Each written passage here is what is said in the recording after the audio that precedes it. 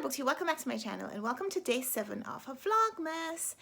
Today we're going to go through a random bag of books that I have. Somehow, when I was moving books from my bedroom to the bookshelves, I ended up with a bag of books that hasn't been shelved. So I'm just going to go through the bag of books today, kind of tell you the story behind why I have each one of them. So stay tuned.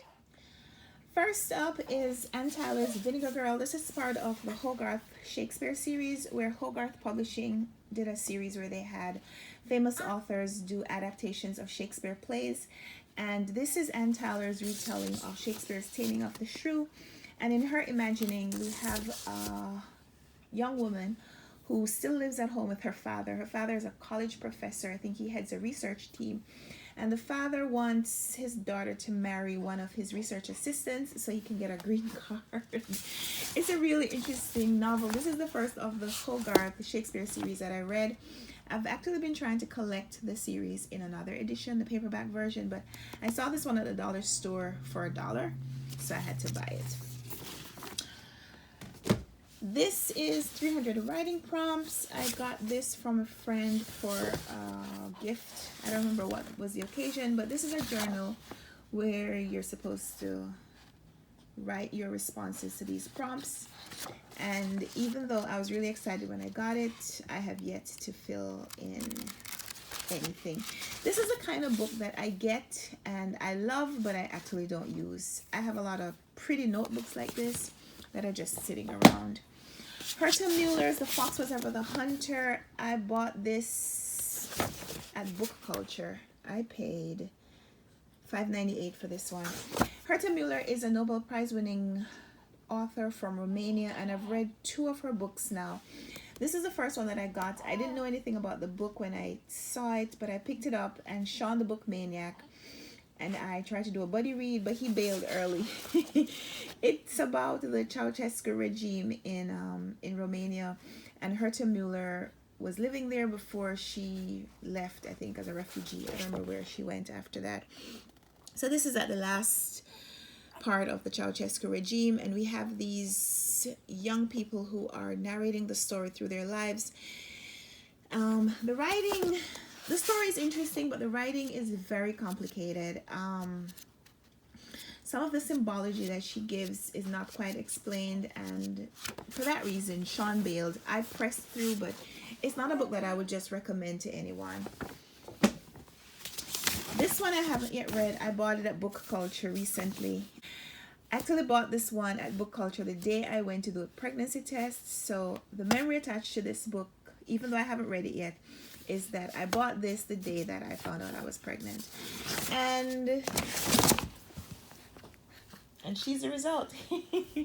So Heretics is a translated novel. It's written in Spanish, set in Cuba, and it's about religion and European paintings and family relationships or family drama.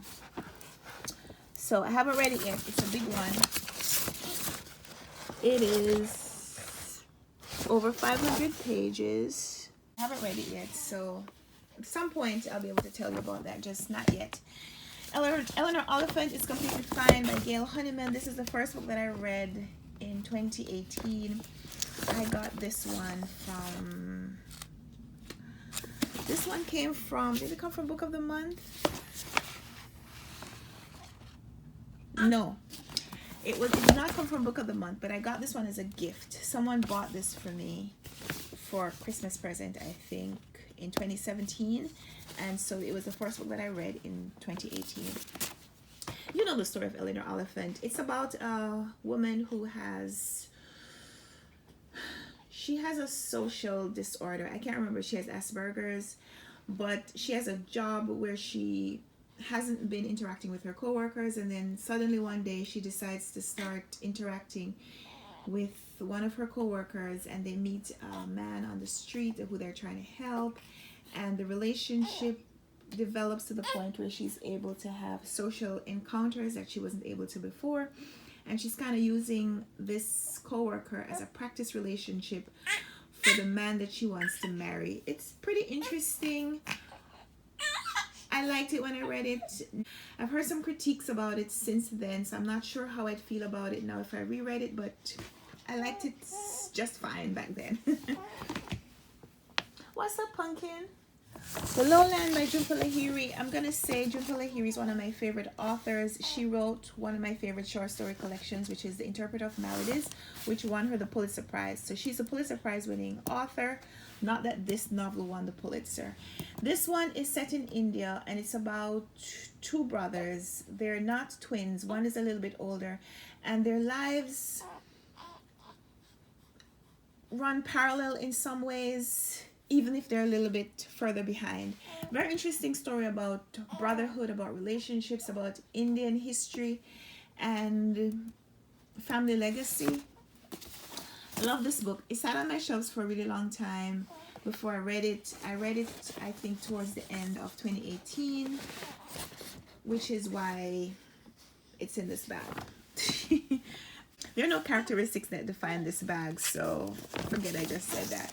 Edgar Sawtelle. The story of Edgar Sawtelle is by David Roblowski. My friend Patrice sent me this book kind of randomly, and I'd never heard of the story, so I decided to read it, and I buddy read it with another friend, Patrice, on BookTube, and we really liked this story. I didn't love how it ended, but the book was a complete 5-star. Even up to that, so I'm giving it a 5-star now, just thinking about it. I think when I gave my rating at the end of reading the book, I said it may be less than a 5-star, but just in retrospect about, you know, how the story has held up for me, I'm saying it's still a 5-star. It's an Oprah's book club pick as well, so you know it's a book about feelings. In this one, we're following the story of a boy who's born mute, even though he has this fantastic capacity for language, and it's expressed through his relationship with his parents, who are dog breeders, and they live in a remote place. I forget now which state this is set in, but he also has this capacity for communicating with animals, and so what should be his disability for being mute is actually his fantastic possibility, his fantastic ability to do other things that other humans just aren't capable of. Fantastic read. Then we have The Dinner by Herman Koch. I have read this in another format. I didn't read this copy. I think I read the paperback edition, which I gave to Bethany, I think. It's about two families and their sons. The two boys have been involved in some kind of an incident, and the two families gather at dinner to discuss what has happened and what they're going to do about it. And the story is revealed over the course of a meal, and so the components of the meal reflect the elements of the story. I thought that that was such a brilliant storytelling technique, and it was executed really well as well. So for me, this was a 5-star read. I don't think it's a story for everyone, but I really enjoyed it, and it is a translated novel. It was originally written in Dutch, I think. Translated by Sam Garrett. Set in Netherlands, and yeah, translated from the Dutch by Sam Garrett. Even though Sam Garrett is not credited anywhere here, he's a translator. So see, the dinner starts with an aperitif, which is the pre-dinner drink, I think, and then we go to the appetizer, and I don't know where the other menu items begin, so, but that's the point. The Girl They Left Behind by Roxanne Villegas has a similar title to another book that I really enjoyed by Jojo Moyes, which is called The Girl You Left Behind.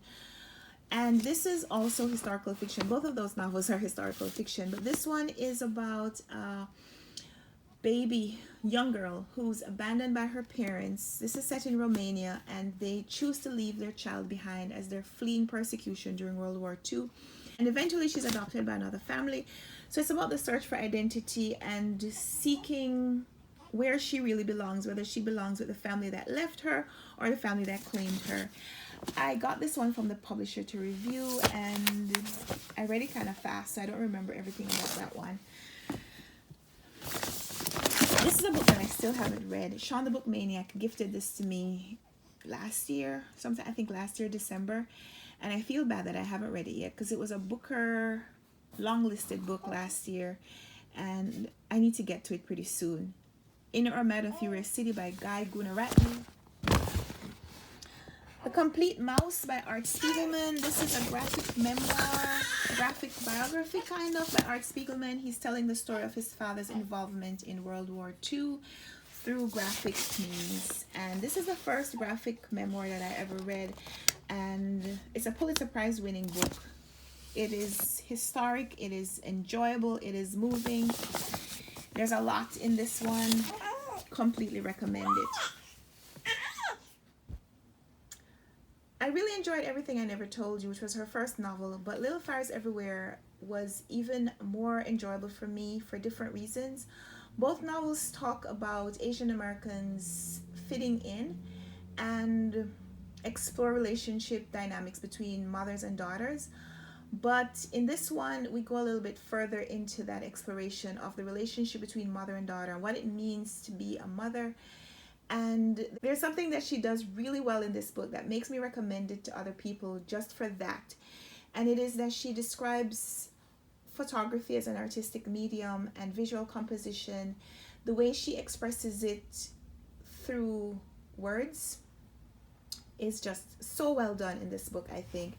I'd recommend Little Fires Everywhere for that reason alone. If you are into photography, there's a section of this book that is just going to be so delightful for you to read. Give Me Your Hand by Megan Abbott. I haven't read this one. I actually don't know what this book is about either. I picked it up from the used bookstore when I was doing that buy 10 books for $1 thing. I don't remember. But I don't know anything about this book. I'd put it on a TBR for some readathon and I didn't get around to reading it. And so it was just here on my book stacks for a while. And so now I'm going to put it on my shelves to explore at some point whether or not I want to keep it, whether I want to read it, or whether I should just give it away because I'm not that interested. I don't know.